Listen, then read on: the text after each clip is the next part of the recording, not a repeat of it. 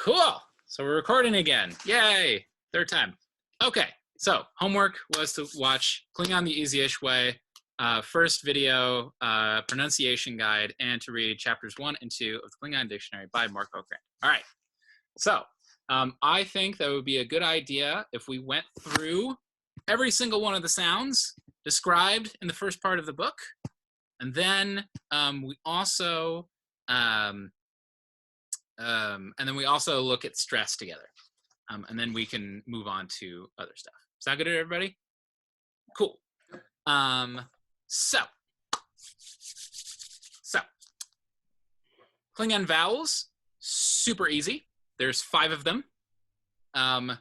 So the first one is ah. Or ot.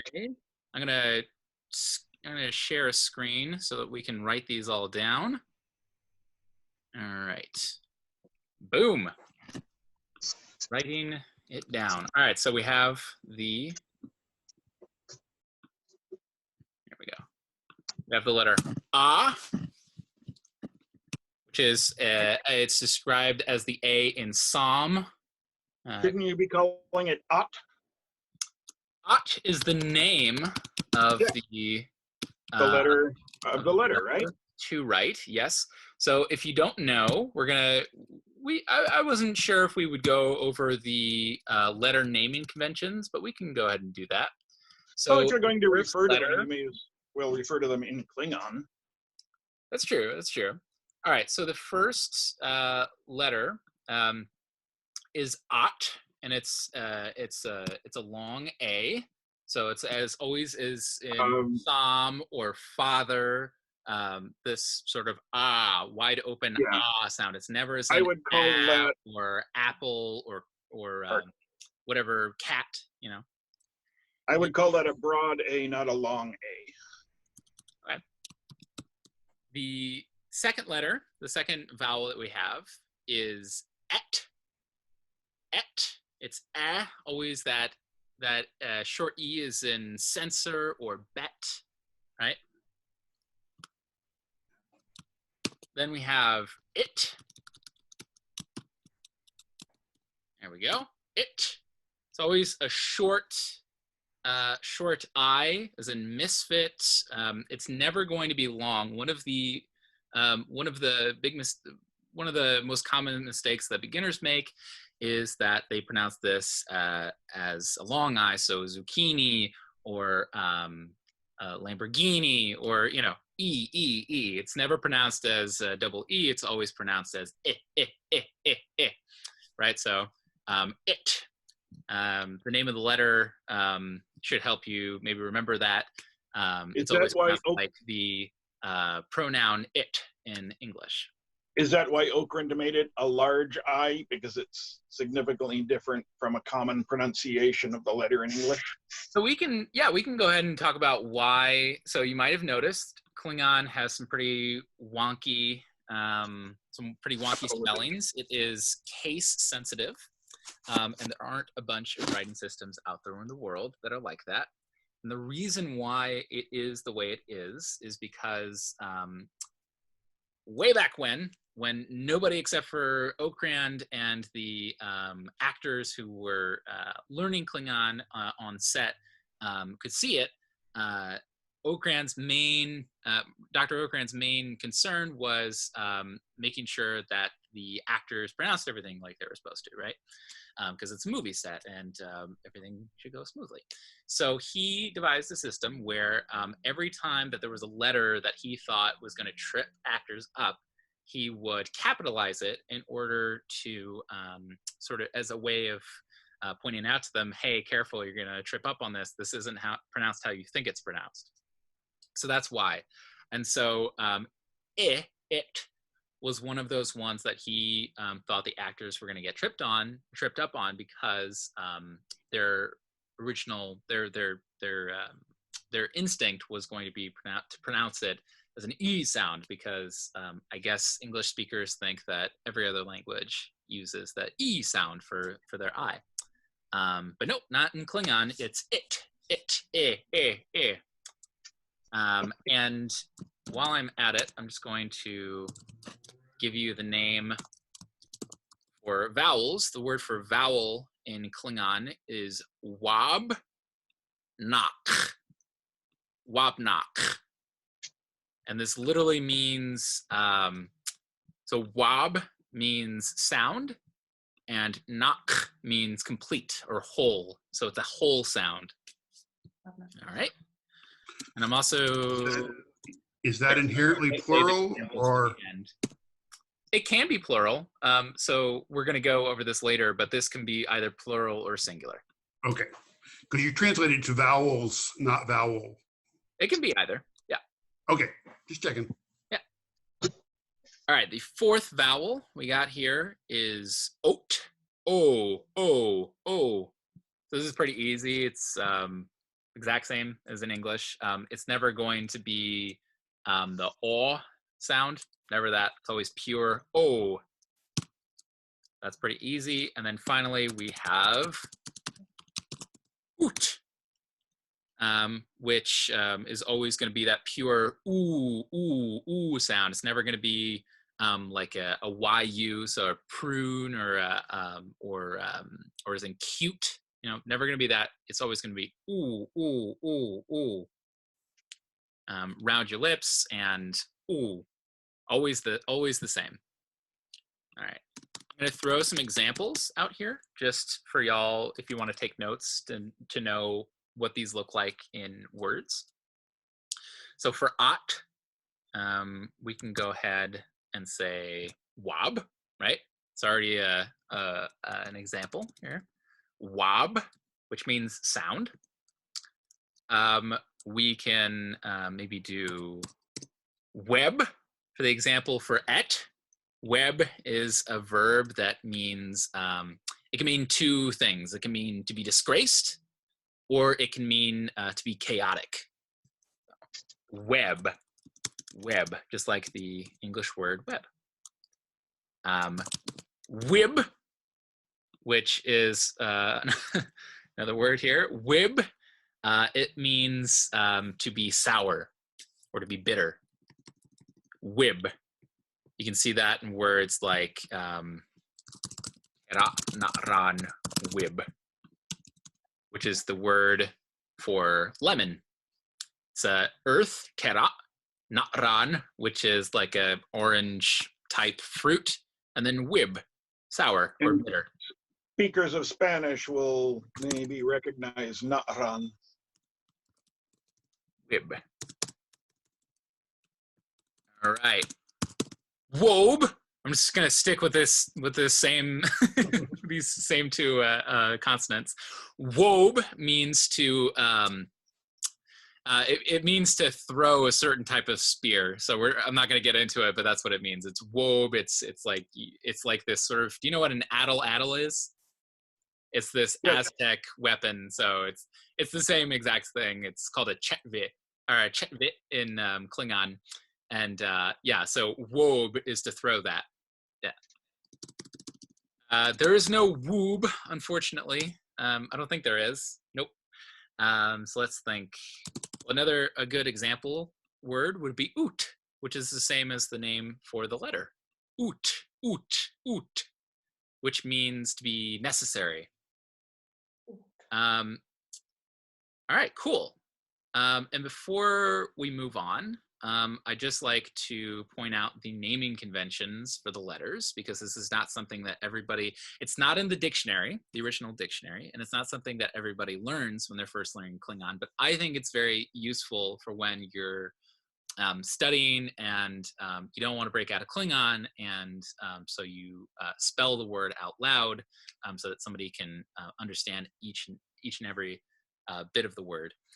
So in Klingon, the way that you name vowels, because the way for naming consonants is a bit different, is that you do a kahwit, then the letter, and then a T. So it's ot, et, it, ot, oot. That's it. Cool. Any questions for those? Nope. Cool. Real quick, let's go over the diphthongs. And there's no canonical term for diphthong, although I'm sure we're going to get that soon. So what is that? That is two letters that are right next to each other, two vowels that are right next to each other, and they form a single word. Okay. So ow, A-W is ow, as in cow. Whoops, a daisy. As in cow. Yep. I don't know how to... Of course, that sound in Klingon would be Q-A-W, as you said. What does that mean? Q-A-W? Yeah, oh, remember. Yeah. All right, I can't figure out how to do that, so we're just gonna... Ah, darn it. Technology. Whatever. All right. Ow. A-Y is I. So it's as the English pronoun I, right? It's always that sound. A-Y, I. E-Y, A. A. There's a great Klingon word. A means to be delicious, but you can also say this about music. So if you really like a tune, you can be like, oh, A. It's delicious. Ooh. I-Y, E. So this is the double E that everybody who not everybody, but a lot of beginners see the I and they pronounce like the word bit, which means to be nervous. They pronounce it as beat. No, in Klingon, if you wanted that to be beat, you'd have to write B-I-Y-T. But that's not a word. You can hear this in words like we, which means a tactical screen. You can see it in what's another good word? Vichor. Yeah, vichor, which means juice. Cool. All right. And then oi. O-Y makes oi, as in toy. So a Klingon example would be oi, to hurt. Oi. Yeah. Oi. Cool. And all of these sounds we get by combining the sound of the W with the ah, or combining the sound of the Y with the it, oh. Right. So there's no, as the dictionary states, there's no OW, there's no UW. But there is an EW and an IW and an EW. Ew. These, yeah, exactly. These are pronounced as like ew and ew, right? So you can hear these in words like ew, which means blood, Bud. and rau, which means bug. So. But to be honest, can you hear me? Because I don't see. For sure. The letter, the ort is a bit of a diphthong in itself, because it's like the English way of pronouncing already is almost like o. It's almost a diphthong in itself. You think the O is a diphthong? Yeah. It's not. It's a pure vowel. It's Yeah, not not to categorized. Americans. Sometimes It's not categorized as a diphthong. What I mean is it is a the English O, which is very close to the Klingon O, which I didn't realize until like 2 days ago, is basically O is two sounds. So it's like a diphthong in itself, although it's not a diphthong like, officially, because it's not like O, it's O. That's exactly what it. No, it's the first one. Yeah, but you can draw it out, but that doesn't bleed into any other sounds, or it shouldn't. Like It only does that if there's no consonant after it. In a word like soap, it's the straight Klingon O. We wouldn't go soap. Yeah, so like rot and o. For anybody watching, that's not a word. That's a name. Yeah, cool. Because I noticed that, for example, if you say like, I don't know, captain, I usually pronounce it like really like one sound, like oh, like more like oh. So it was like hod, but it's more hold. That's it. It's a bit No, that's round, it. and it's rounding is a bit like a diphthong because it You got goes a bit into word.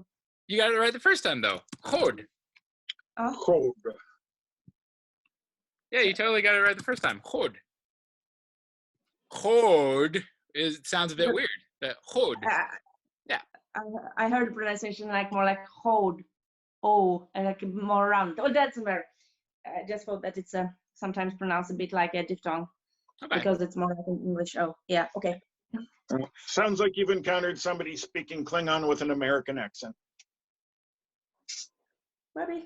I Cool. thought that even in the English in an easyish way it was a bit like that when they said the oh, oh, oh.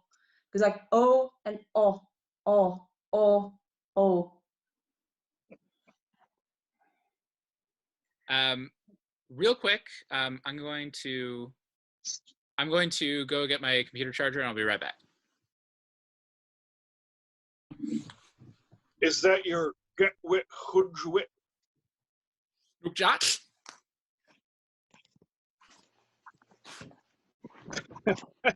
A get wit hudwit computer charger. That wit widge. Oh. Cool. I'm gonna start right up. So how are we doing? Is everybody okay? Anybody confused? One person is getting a Or drink. Everybody like I'm totally back. bored? We Okay. can go quicker if We're I'm ready. going too slow. Slow is probably good. Cool. All right. Everybody else good with that? Right on. Let's keep on trucking. All right. Now we're gonna go over the wabpod, the consonants. Hold on. How can I? There we go. Consonants. So wab, again, that means sound. And pod means to be clipped, to be cut off. So wabpod, which is pretty accurate way to describe the consonants.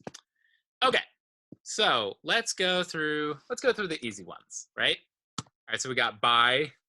All right, so here's the naming conventions for the vowels, which is a bit different. Does anybody not know these? It's easy because they're all the same. They Yeah, don't it's all change the same. in English. So you write the consonant and then ay, I, right? So by, chai, right? So these are all sounds that are in English, right? So by, chai. I'm gonna skip over the hard ones for now. Let's see, skip over that one. Skip over Chai. that one. Jai, lai, my, nai. Again, I'm gonna skip over that one. Pi. Chai. That one. We'll skip over that one too. Chai is the next Pi, easy one. vi, y, yai. Cool. So these are all the ones that are in English, right? These all sound exactly the same as they look, right? So by, chai, jai. The one thing I'll say about the j, jai, in Klingon is that it is never pronounced as like a The French French J. j. It's never pronounced that way. It's always Have a you hard played? j, right? Have you played the Star Trek Next Generation video cassette game? Robert. The Klingon pronounces bidge as beige. Yes. So that's a twofer there. They're pronouncing Yeah. as And all the dialogues in the Next Generation, even if they're like half correct, they never use the j sound. They always use the j sound for j. Yeah. So it's never that. It's always a j sound. So hard. Cool. All right. So that's easy. You already know how to pronounce most of the Klingon consonants. That's almost half the alphabet right there. Yeah. So bravo. Now let's get into the hard ones. All right. So we got. All right. Okay. Anybody want to take a stab at pronouncing this? Guy. Yeah, that's exactly it. So it's Die. the retroflex D, which means you take the tip of your tongue and you pronounce, you put it at the roof of your mouth, and then you sort of tap it off. So it's not a duh, it's not die, it's guy. G, g, g, guy. Yeah. Yeah. Does that make sense to everybody else? Like, does that make sense to everybody? Like where your tongue is supposed to be when you're pronouncing this consonant? Yeah. Tip of the tongue at the roof of the mouth.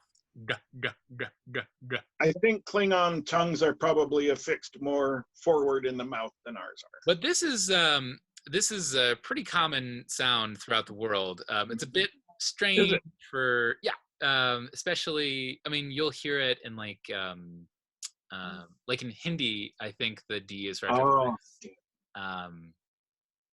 Can't think of any other ones off the top of my head, but that's that's one I think.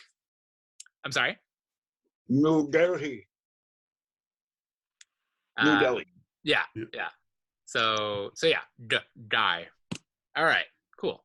In theory, while wearing the mouth prosthetics, it's easier to get that retroflex sound for some of the actors. Oh yeah, I can imagine.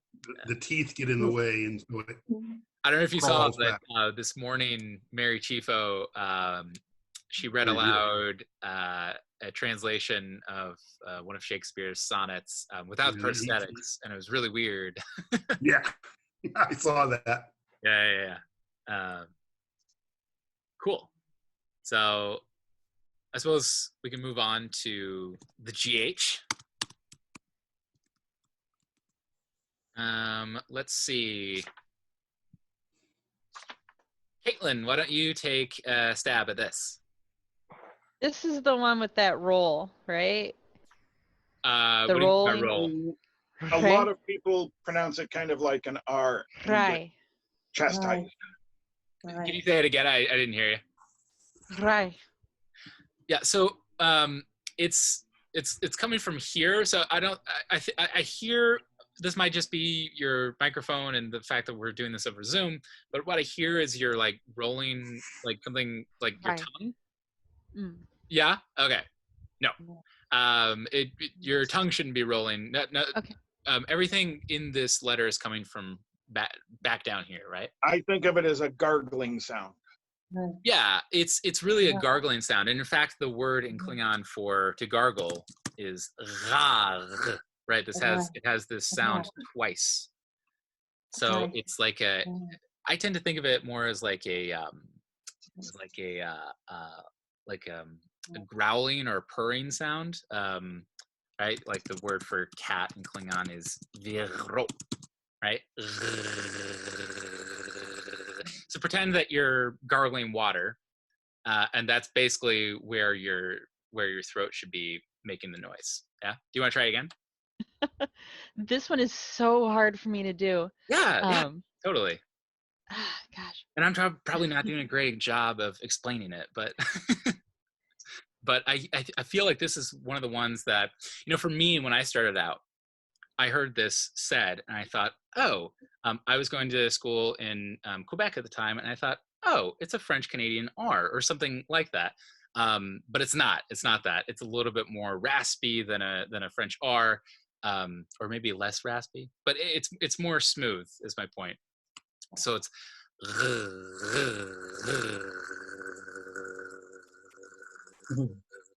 yeah. Joanna, do you want to try? Right. Right. Yeah, that's exactly it. Yeah, got it. Yeah, great job. Cool. Right.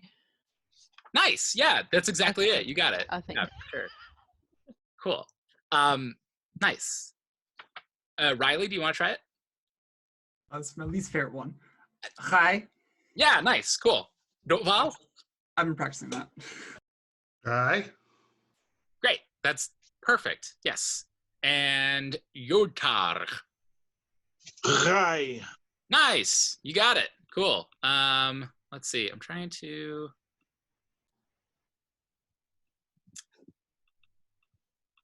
I can't figure out how to delete this, so whatever. One thing that trips a lot of people with Rai is that so Klingon does not have. There are places where there are consonant clusters, right? Where a couple of consonants come together. They're usually in words like that aren't really Klingon words, like Picard, right? The name for Picard, the transliteration for Picard, or even in the name of the inventor's name, right? So there we go.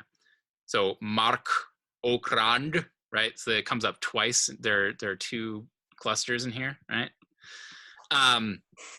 But one that comes up in actual Klingon words is RGH. I think let's save that until we actually get to R, and then we can pronounce, or we've practiced saying R, right? But yeah, just so y'all know that even me, like it's not an easy sound for me to make. So it's if I roll the R, it swallows the GH. So I tend not to roll the R. Yeah. And when I started out, well, we'll get to it when we get to that, when we get to R. All right. This is everybody's favorite Klingon letter, the capital H. So again, it's one of these weird letters that is capitalized for a reason. And it is. Everyone want to try? Hi. Hi. Yeah. Hi. Chai. Yeah, chai. It's like in L'chaim, or the book says like in Bach, right? It's I think because the CH in that word in German is not as strong as it is in Klingon, a lot of German Klingon speakers tend to pronounce it as tend to pronounce the H a little Softer? weaker. Yeah, a little softer. But that's just because the reason Bach is used as an example is because a lot of Americans tend to make it stronger, the H sound, because that's how they think it's pronounced in German. Myself included, for all my life, that's how I've been pronouncing it. So, but it's not that. It's more like in L'chaim, or I don't know. I'm trying to think of another example in English. So yeah, cool. Thiago, do you want to try doing this sound? Hi. Yeah, a little, just a tiny bit stronger. Hi. Yeah, there you go. Cool. Nice. Khab-o. Hi. Maj. Wow. Hi. Goon. Caitlin? Hi. Too strong? I couldn't hear it. Hi. A little stronger than that. Hi. A little bit. Hi. There you go. Yeah. Riley? Hi. You Hi. Yeah, there you go. Hi. Hi. Cool. And I've been told that mine is too strong. So sometimes, whatever. But I think it's always better to have it heard than for it to come off. There is a dialect of Klingon, which I speak, where this turns into this. So chai into that English H, but not in standard Klingon. Is that Sokrej? No, that's the Morishka. That's the Morskin dialect. Yeah. Well, we're not going to go over dialects in this course. Don't get me wrong. I love dialect. Dialect course. That's like Klingon 601. Yeah. All right. Why is it called 101? In American colleges, that's the introductory course in a subject. Oh, I didn't know that. Great. Yeah, the 100 courses are freshmen, and then the last two digits are sequential. All right. Yeah. So Makes 201 would be a sophomore course, 301 would be a junior, etc. And then you move to 4 digits for grad. Some do 4 digits, some go to 600s, but my university does three digits for grad, but they do 600. Yeah. All right, cool. So let's talk about this one. Who can pronounce this one? Nine. Nine. Nai. Nine. Yeah, nai. So Nine. Nai. we have this in English. Nai. So it's only at the end of syllables, right? So sing, bing, ping, thing, right?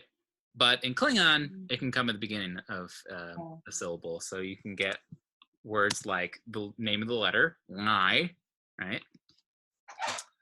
You can get eng, which means to like finger an instrument, basically is what that means. Sheng, which means trouble, or when it's a verb, it can mean to make trouble. Or peng, which means to carry, right?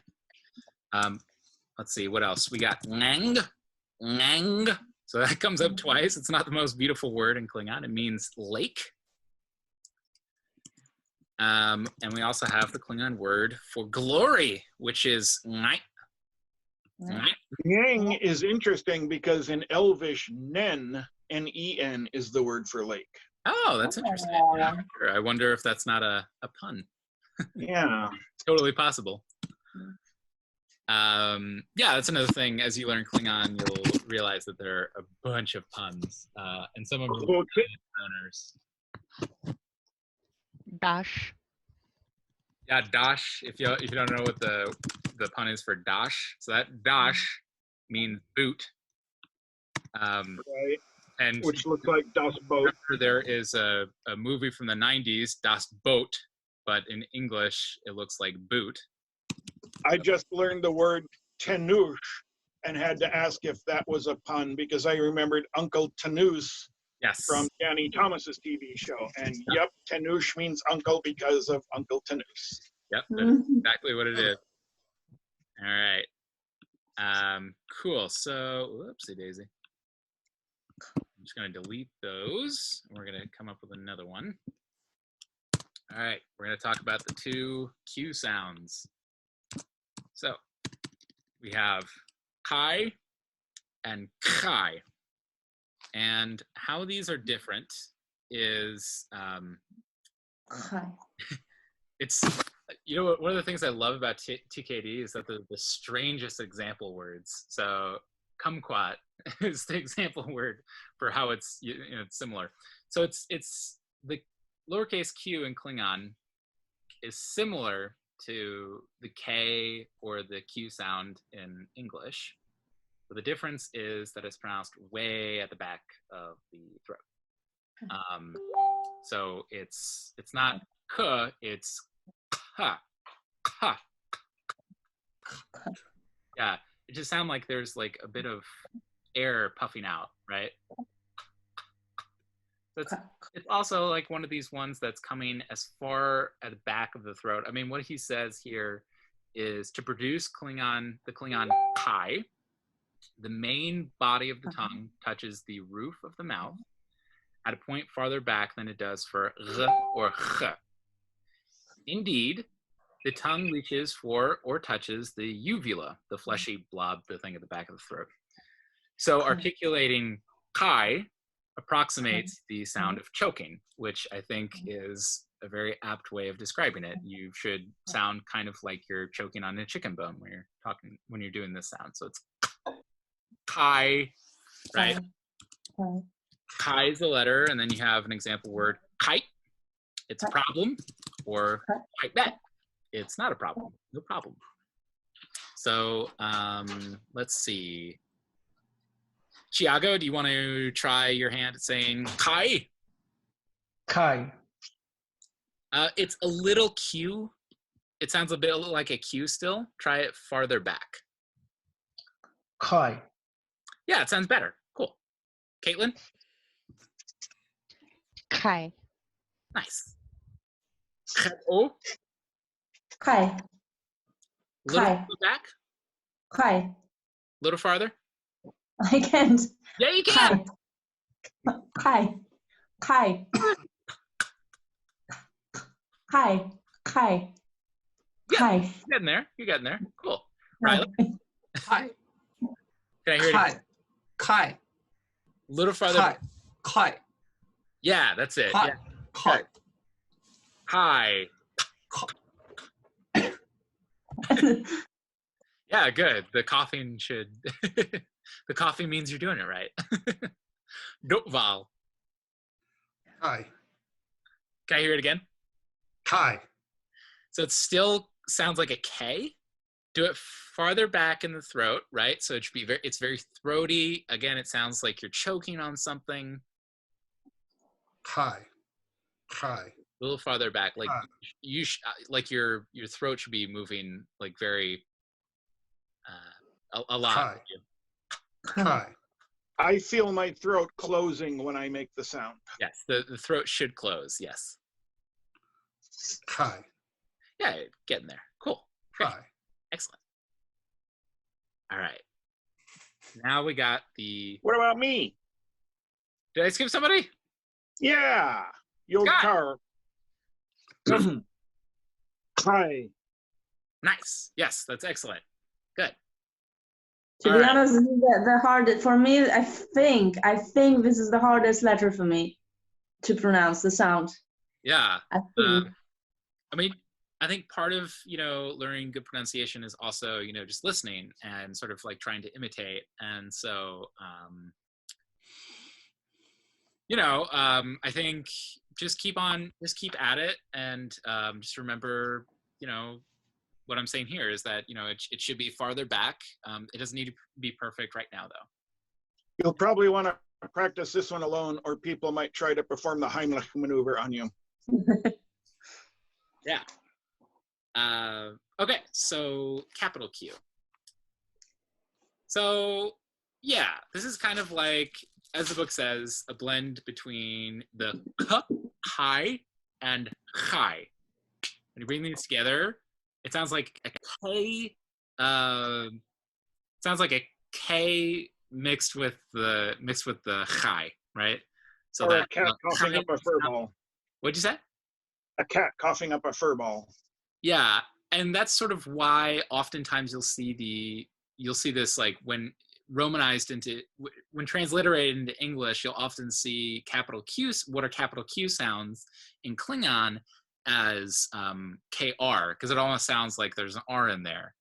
So like Kopnosh, right? The home planet of the Klingons. In Klingon, it's written out this way, but in English, this tends to get written Kronos, right? But it's Kopnosh. Oh. Scott, you want to do this one? No. Yeah, for sure. Nice. Okay. This one is hi. Yeah. Tiago? Kai. Nice. Nice. Caitlin? Kai. Nice. Riley? Kai. Um, Kai. cool. Scott, did you already go? I have a really short memory. Yes. Hi. Great. Val? Kai. Do it again? Kai. Yeah, that's good. Excellent. All right. Khebo. Kai. A little harder? Kai.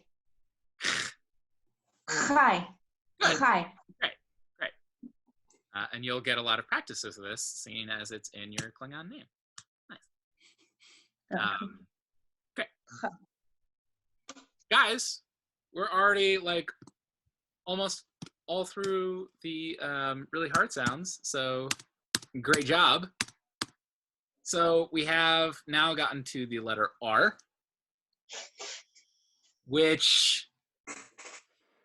so what is written in the dictionary and what is the reality in real life, real world spoken Klingon? There's a gap between these two things.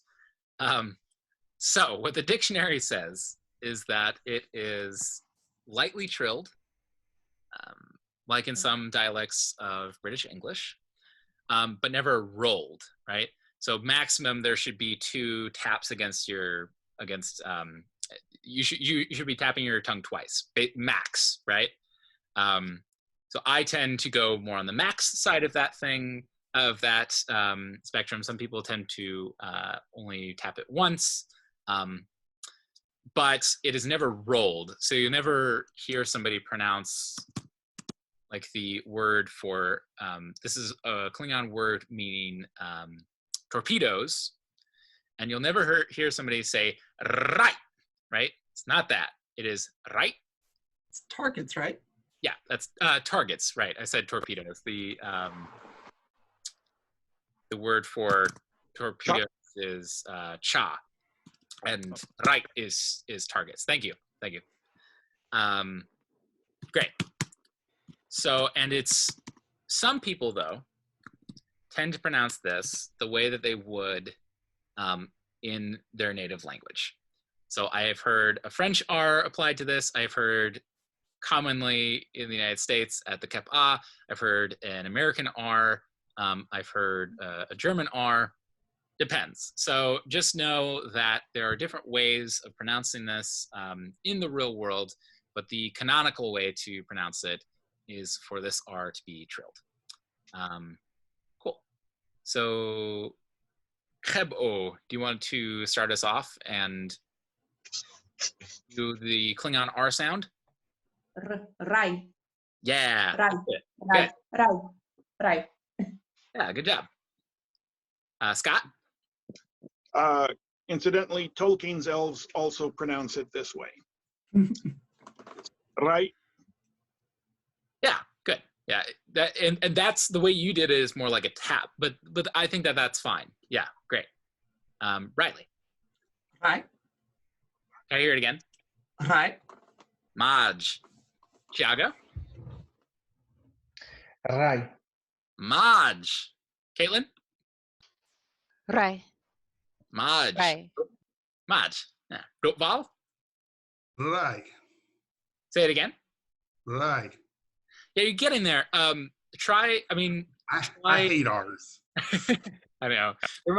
They're my least favorite part of learning a new language. I like they're like different in every they're very hard for me to Tried Italian and Spanish and I cannot get a rolled R for my life. Yeah, I mean what you have is fine. But yeah, I mean just if you want to work on perfecting it, then cool. But what you have is fine. Yeah. Don't worry about it. Right. Right. Yeah. Right. Or Right. rao, which means to lightning. It's a verb in Klingon, so it means for lightning to come down.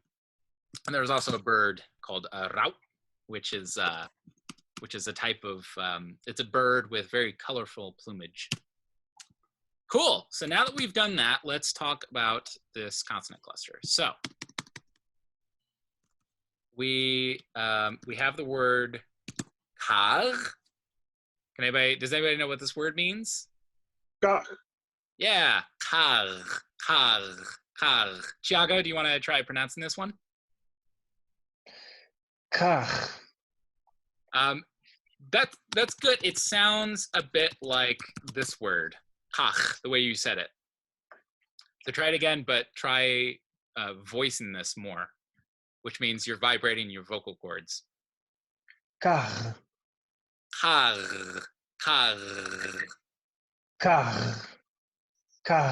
It still sounds like so these are two different words, right? And this one means gah, and this one means sir, as like a term of deference.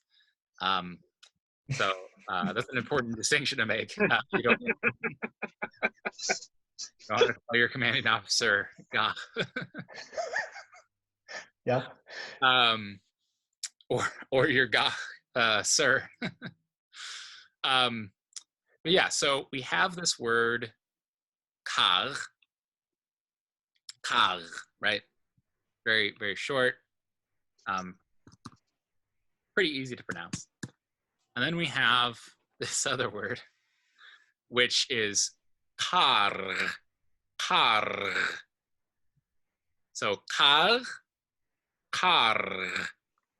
So what's happening is we're saying the r and then the r in short succession, right? Kar. And the only way to do this is just practice saying a word with the RGH in it over and over again. It was frustrating for me when I learned it. I'm still not completely satisfied with my r, but just practice and people will be able to understand, right? And it comes up in a common word too, the number 8. Right. So you're gonna have to say chor, chor. So why don't we go through and just practice saying the word for number 8, which is chor. Val, do you want to start us off? Chorg. No. So chor. So try saying this. Chor. Chor. Which means belly. Say it again. Chor. Chor. Chor. Chor. Chor. Yeah. Chor. All right. And now say this. Chorg. Nice. Yeah. And and try, I think one thing that also helps differentiate it when you can't really do the RGH all that well is sort of just elongate the sounds. So chor, right? So you don't have to say it so quickly. You can go chor and really drag it out. Chorg. Yeah, good. Riley? Chorg. Maj. Yeah, cool. Excellent. Caitlin? Sorry, I started off your name with a Klingon Q instead of It's all good. Oh Caitlin? god. Chor. Maj. Dun ku. Nice. Tiago? Chorg. Yeah, good. Chebo? Chorg. Maj. Scott? I've got this in my name too. Yodtar. Yeah. That wasn't. Let me try the Chorg one. Yeah. Chorg. Maj. Dune. Great. Oh, my Kindle turned off, so now I gotta turn it back on. Only 2 to go. Yes. All right, so we got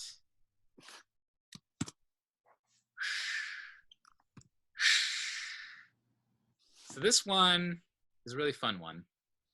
This is one of my favorite sounds in Klingon. It's right up there with Guy, which incidentally is why my name is Deshdu, because it has the die and the shy, and it has my favorite suffix, which is du, and it has my 2 favorite words in this one single word. It's one of the reasons my name is. I thought you just really liked your arms. There's a whole long story about why I chose Deshdu, but I'm not going to get into it right now. There are a couple of factors. Okay, so shy is a lot like the SH sound in English. But it is said while the tip of the tongue is reaching toward, I'm just reading off of the dictionary now, reaching toward that part of the mouth, that part of the roof of the mouth, which touches to produce the Klingon D. And the way that I tend to do this is that I also sort of jut my lower jaw out as I'm saying it. So shy, right? Shy. That helps me get to that place. So it's a lot like an SH, but it's a lot more airy, you know. So sh, but sh. And your lips come out a bit more. Does that make sense to everybody? Am I explaining this well or totally not? Cool. Yeah. All right. Cool. Does anybody want to try? Shy. Let's do it. Tiago? Shy. Nice. Goon. Nice. Khebo? Try. Yeah. Riley? Shy. Say it again. Shy. Nice. Caitlin? Shy. Maj. Scott? Shy. Val? Shy. Maj Kha. Wow, really great. Cool. So we're just gonna keep on zooming along, I guess. Cool. So we got TLH. This is everybody's favorite one. No, it's not. It's everybody's least favorite one. I love It's it. my favorite. I love it. It's a great sound. It's a wonderful sound. But a lot of people who are new to the language don't like it because they can't do it, or they think they can't do it. They think they can't do it. Everybody can say any one of these sounds on this list. Cool. So TLH.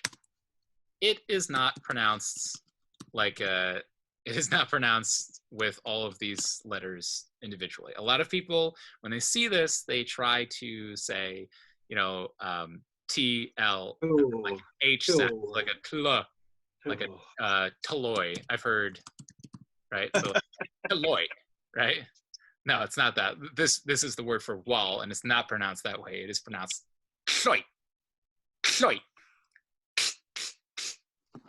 What is going on here is basically your tongue should be touching the roof of your mouth, kind of like in Right above the teeth. And then what's going to happen is you're going to puff air, kind of like a squirrel, on both sides of the tongue. So there are two streams of air that are coming out on both sides, and this is going to be one single puff, right? If you didn't do that, then it would be sh, which is another sound that you find in Welsh, among other languages. And the example he gives in the book is not the most helpful one, but it is accurate. It's the Aztec word for egg, which I assume is pronounced tek, which in Klingon would be tek, which is the word for list. Cool. Does that make any sense to anybody? Does anybody is anybody completely lost as to how to pronounce this sound? We got this. Yeah. Is it anybody else? No. All right. Cool. Scott, do you want to hit us off and go ahead and pronounce the tlhi sound? Sly. Yeah. Nice. Good. Riley. Try. Try. Try. Nice. Maj kha. Caitlin. Try. Yeah. Great. Rotwal. Fly. Say it again. Fly. Maj. Khebo. Try. Maj. Tiago. Try. Try. Maj. Yeah. Okay. Great. So everybody here has amazing pronunciation. And incidentally, one of my favorite words again is kluk. I love words that start with the tlhi and then end with the tlhi. It's great. Kluk means to drink. We also have other words that do this, start with a tlhi and end with a tlhi, like klek, which means to progress. Oops. There we go. What's another one? Kluk. There's no word klok.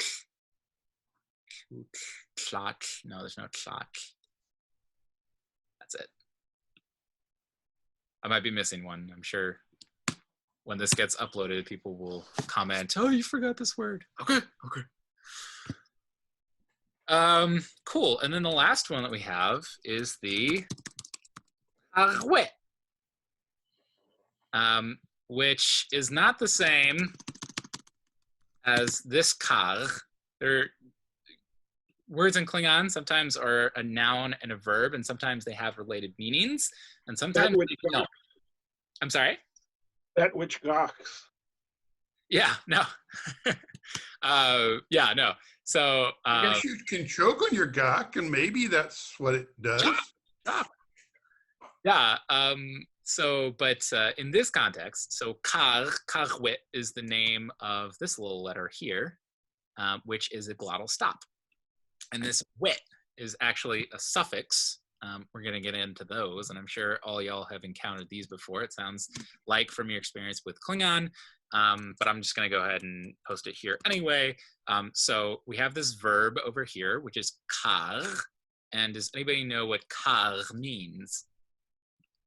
To interrupt. Yeah, that's exactly what it means. So it interrupts the flow of air coming out of your mouth, and it stops it, which is why it's called a karwit. And this suffix here means a doer of something. So we have this verb that means to interrupt, and then we have this suffix, which basically amounts to the English er, French eur / eu. I don't know why I'm giving this as an example, but we're down this rabbit hole anyway. I don't know what the German is, or the Spanish or, right? Same thing. Doer of something, right? Karwit. We have tlhwit, one who drinks, a drinker. We have a ketwit, a runner, so on and so forth. Okay. So the way to pronounce this, just as it says in the dictionary, it is you just cut off you cut off your stream of air, just like in uh-oh, right?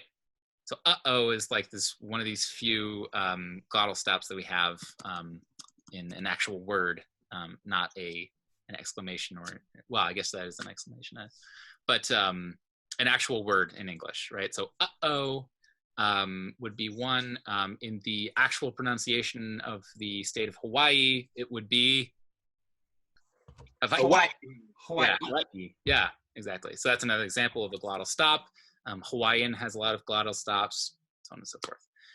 Cool. Does anybody want to say the name of the... Here, let's have everybody going around like we've been doing, and say the name of this letter, and make sure that you get the karwit at the end of the word karwit. Tiago, you want to start us off? Kahwit. Yeah, good. Kreb-o. Karwit. Maj. Karwit. Maj kra. Scott? Karwit. Maj. Grootval? Kagwit. Karwit.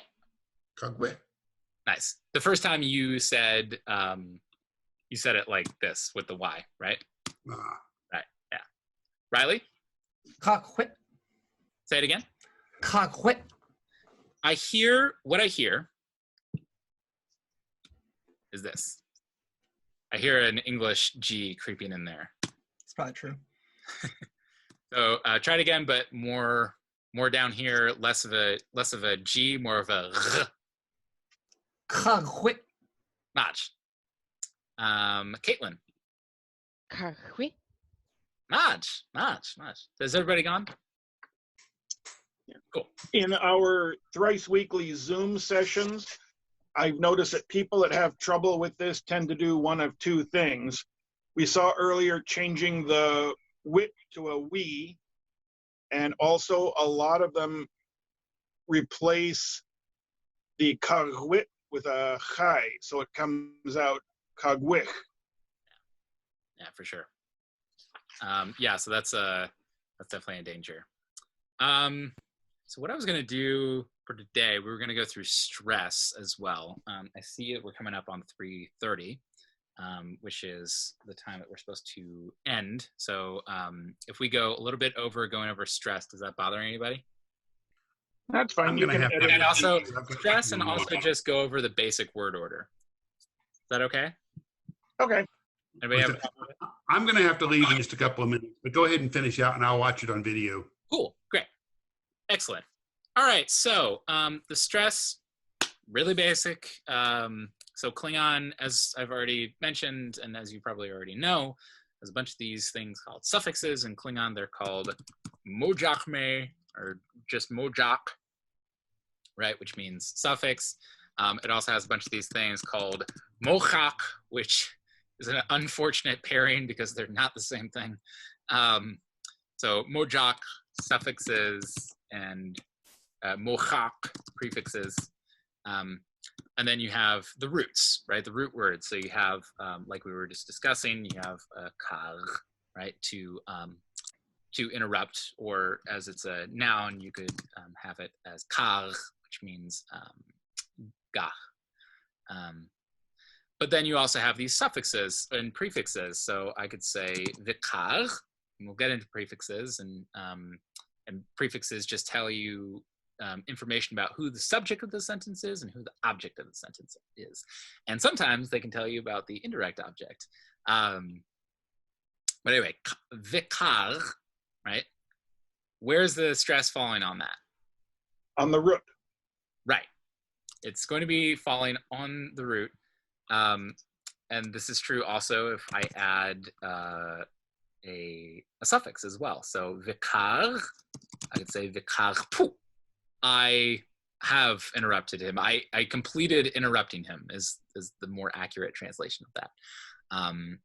But that's not a good example. Let's let's do vikar kang, right? Vikar kang, right? The stress is still falling. Right. I'm willing to interrupt him. That's what this means. This is a suffix meaning willing to do something. And so I am willing to interrupt him. The stress is still falling on the kar, on the root. Then we also have this thing going on where if we have a suffix with a karwit on it, then that can also take on stress, right? So the kar kang pu, right? So that pu is taken on some stress. I'm glad to know that because I've been tending to do that and thinking it was wrong. No, that's good. That's good. And we also have other ones like laut. So vikar laut, right? I seem to have interrupted him, right? Or I seem to interrupt him, or I will seem to have interrupted him. Okay, same thing's going on with nouns, right? So kar he. So this is a suffix meaning something that seems like, so something that seems like gach, right? But the stress is still falling on the root, kar he, all right? But then we can also have, what's a good example here?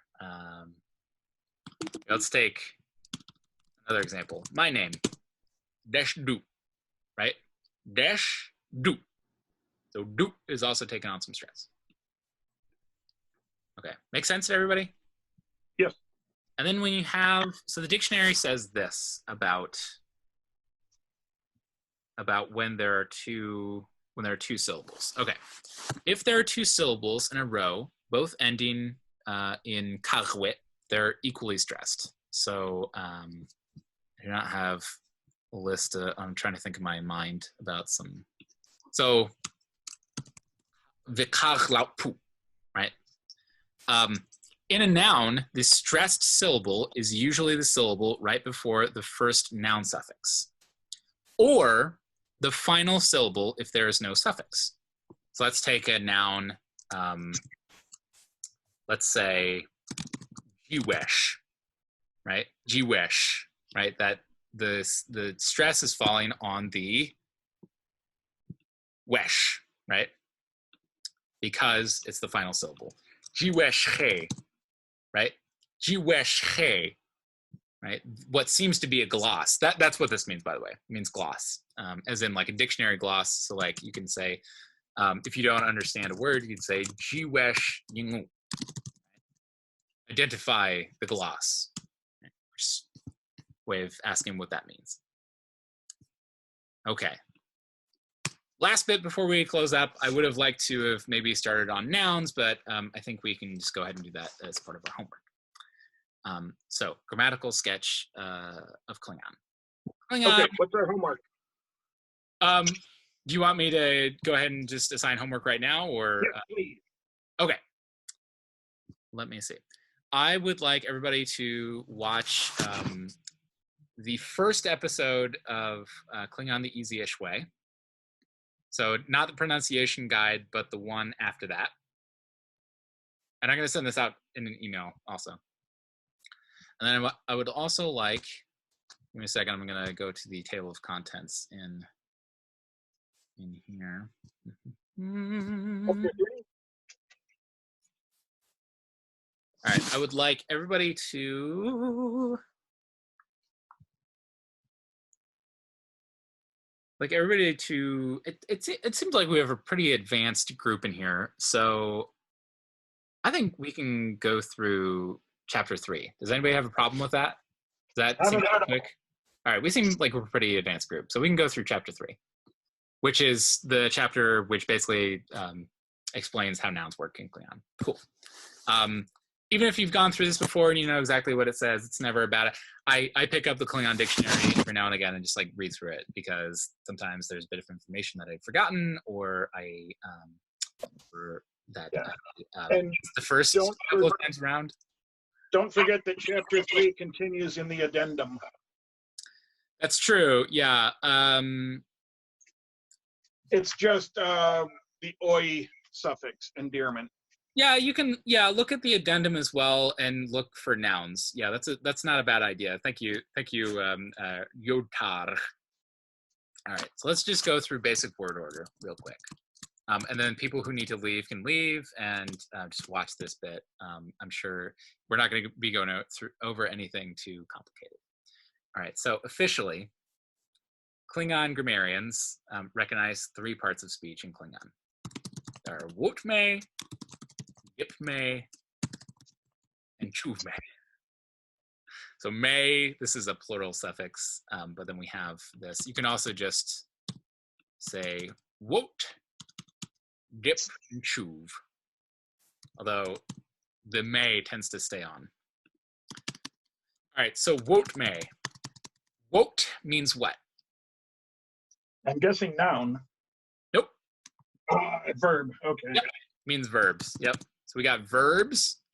Klingon is an extremely, some people disagree with this, but I think it's true. Klingon is very verb-heavy language and likes verbs, where in places where English tends to like nouns. And so I've noticed that when making my own copy of the complete dictionary at home, there are more verbs than nouns. Yeah, and well, and not just in terms of quantity, but also like what is said, right? So like we have a word for like, yeah, when it is just a verb as an entire sentence. Yeah, exactly. All right, so we got verbs. We've got here, I'm going to say grammatical sketch instead. It's more accurate as to what we're talking about. All right, then we got dip, and dip means noun. So we got nouns, easy enough. All right, and then we have chuvme. Does anybody know? Everything else. Yeah, everything else. So chuvme literally means leftovers, right?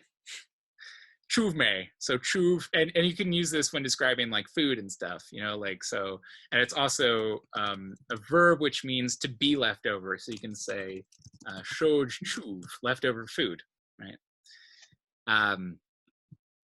And basically what this encapsulates is like, you know, what this covers is like adverbials, that's a chuv. Exclamations. Yeah, that's a chuv. Conjunctions. Conjunction, that's a chuv. Do Number, pronouns chuv. fit in there, or I'm sorry? are pronouns chuvme, or are they gupme? Pronouns are weird. Pronouns in Klingon can act as a noun or as a verb. So it's not exactly that. And I can already hear people protesting and say, that's not accurate.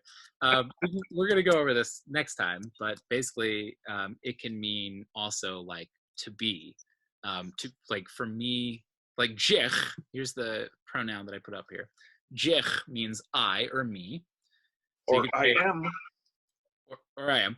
So, but when it means I or me, it can be. So I could say something like jichvad.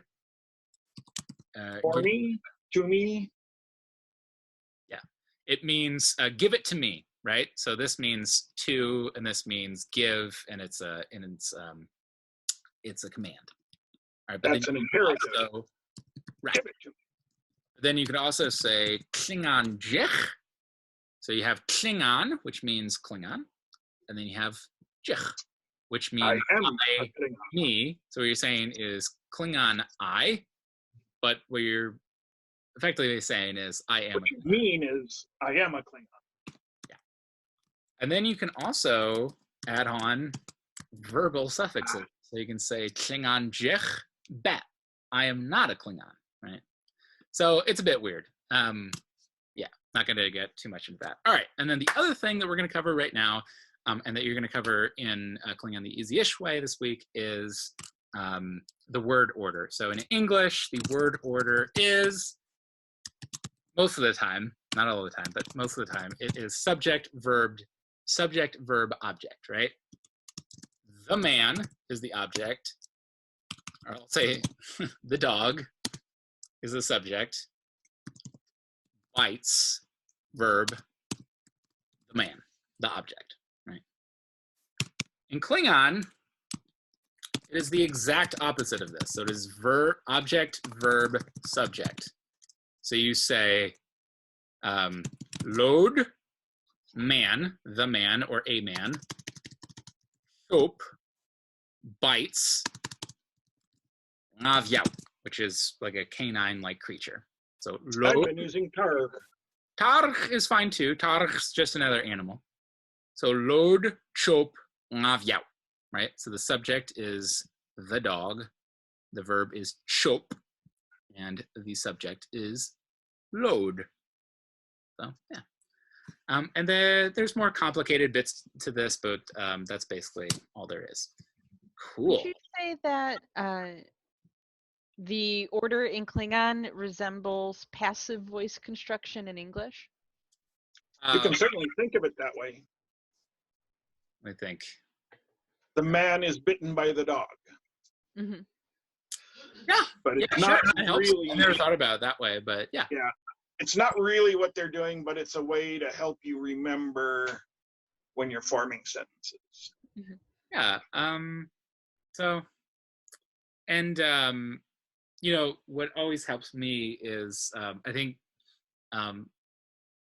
Anghal, the head of the KLI, he says he has said in the past, Klingon is like a mystery novel. First you come in and you find the body, then you find out what happened to it, right? There's a verb, and then you find out who did it, right? So that's a nice way that I heard early on, and I thought it was quite a cute way of thinking of it. So yeah.